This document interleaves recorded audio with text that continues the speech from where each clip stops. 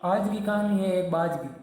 हर बाज की जिंदगी में बढ़ते उम्र की मोड़ पर एक ऐसा समय आता है जहाँ उसके सामने दो रास्ते होते हैं, सरल और तुरंत समाधान कर देने वाले रास्ते, और वही तीसरा रास्ता कठिन और पीड़ा देने वाला रास्ता होता है। लेकिन बाज पीड़ा चुनता है और यहीं से शुरू होता है बाज का पुनर्जन्म। हमारी ज़िंदगी में कई ऐसे मौके आते हैं जब हमें परेशानियों का सामना करना पड़ता है। कई लोग तो जीवन में संघर्ष करके आगे निकल जाते हैं और कई लोग हालात से हार मानकर खुद को ज़िंदगी के हवाले कर देते हैं। ऐसे में हमारी ज़िंदगी और हमारा कोई वजूद नहीं रहता। दुनिया उसी को सलाम करता है जो अपने कलाम खुद लिखते हैं।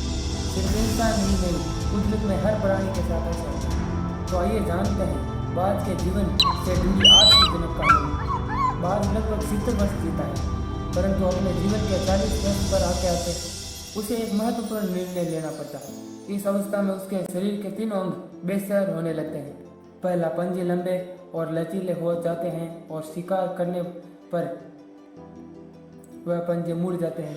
दूसरा, चोंच आगे की तरफ मुड़ जाती है और भोजन निगलने में मुश्किलें पैदा होने लगती है। तीसरा, पंख भारी हो जाता है और सीने से चिपकने के कारण खुल नहीं पाते और उड़ाने सीमित कर देते हैं। भोजन ढूंढना, भोजन को पकड़ना, भोजन खाना, तीनों प्रक्रियाएं दांत होने लगती है। उसके पास 3 ही रास्ते बचते हैं, या तो वह शरीर को छोड़ दे या आप स्वयं को फिर से स्थापित कर दे। तीसरा रास्ता पीड़ादायक और लंबा होता है, लेकिन बाज तीसरा रास्ता ही चुनता है। बाज पीड़ा चुनता है और स्वयं को फिर से स्थापित करता है। वह किसी ऊंचे पहाड़ पर जाता है, एकांत में अपना घोंसला बनाता है और तब शुरू करता है अपनी पूरी प्रक्रिया।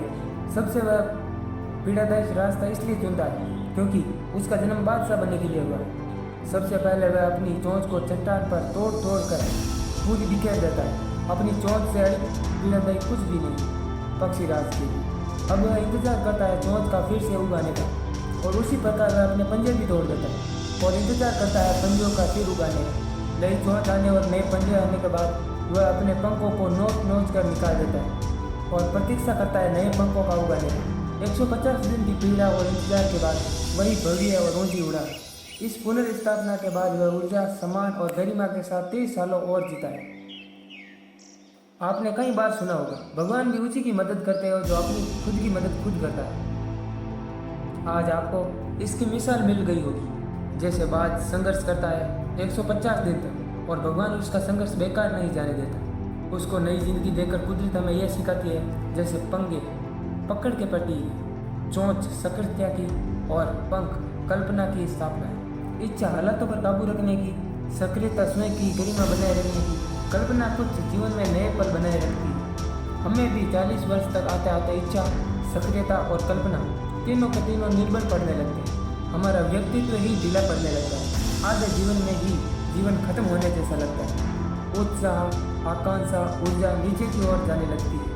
हमारे पास भी कई विकल्प होते हैं, कुछ सरल और कुछ पीड़ादायक होते हैं। लेकिन अगर हम पीड़ादायक रास्ता चुनते हैं तो हमारी मेहनत बेकार नहीं जाती।